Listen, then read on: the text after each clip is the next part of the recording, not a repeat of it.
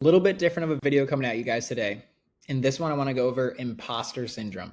I'm sure you've heard the word before, but I want to go over the technical definition to start. Imposter syndrome is a psychological experience where people feel like they are frauds, even though they have evidence of their skills and accomplishments. People with imposter syndrome may feel like they are not good enough or that they don't deserve to be where they are at. Now, this syndrome can be extremely damaging and it could prevent you from reaching your potential. And here's a couple ways how that's true. Inaction is a disease. I always say this. Inaction is a disease. This kills consistency. First and foremost, when it comes to YouTube, video, social media marketing, if you cannot be consistent, nothing else matters. You can do it for 3 weeks, maybe see some results. You can do it for 3 months, maybe see some results. But if you stop at any point and you pump the brakes or there's gaps, you are not going to win. It's simple as that. If you cannot be consistent, nothing else matters. That is the first and number one priority you should have. I have a couple bullet points below that. So you doubt whether your knowledge or personality is good enough. So you delay filming or never hit record, letting opportunities pass. Oh, I'm not knowledgeable enough, or I can't speak on that, or nobody would like what I have to say, or they think I'm funny, or they think I'm this or that, the third. That's all in your own head. Nobody is more critical than yourself. First and foremost, when it comes to the knowledge side of things, if you're a licensed, accredited real estate professional, you 100% have more knowledge than any of the clients you work with. And if you don't, then that's an internal issue. But just because you're licensed and you've gone through the licensing process, I guarantee you objectively you have more knowledge. You are 100% qualified to talk about whatever you feel like you can't talk about. Because you're stuck overthinking every video, you never create the volume of content needed to build momentum and let YouTube or any social media platform's algorithm compound. This goes back to that whole being consistent and not having gaps in your marketing, right? If you continue to overanalyze or overthink and you never press record or you never press post, you're holding yourself back. Once you come up with an idea, you press record, you film the video, and you get it loaded into the social media platform, press post and move on to the next. You can always get better, and you will get better with every video, every step of the way. Out of your own head and keep moving forward. Even when you post, self-doubt makes you second guess the quality, so you hesitate to stay consistent, which is the key to YouTube or, like I said, any social media growth. Even when you see a video go live on your page that maybe you were super stoked about, you're confident, it's got a lot of sauce in there, and it doesn't perform well or nobody engages with it. And you go, oh man, maybe that video wasn't good. What are people thinking? What are they saying?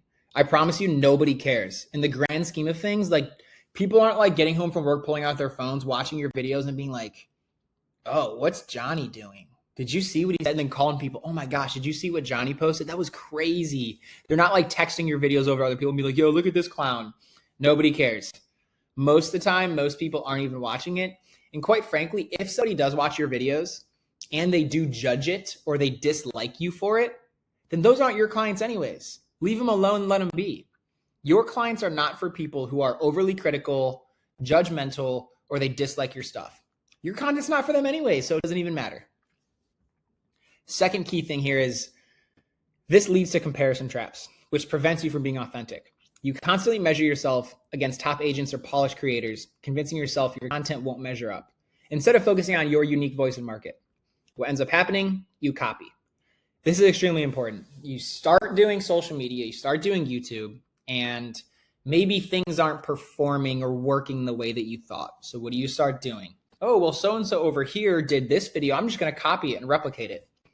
Oh, so-and-so over here had a video that did really good and got leads, so I'm just going to copy it.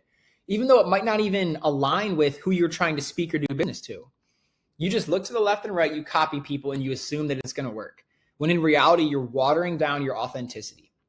And at the end of the day, in a market in real estate where everyone and their mother is a real estate agent or a lender, you have to stand out and be different.